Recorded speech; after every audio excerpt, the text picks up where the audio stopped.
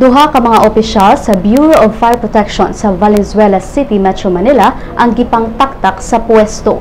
Matod ni DILG Secretary Mar Rojas nga sila si Superintendent Mel Jose Lagan ug Senior Inspector Ed Groover Oculam gitaktak sa pwesto kagahapon samtang nagpadayon pa ang investigasyon sa posibleng kalapasan sa mga bumbero ato sa pagresponde nila sa sunog o sa nasunog nga Kentex Manufacturing Corporation sa Valenzuela City niadtong Miyerkules.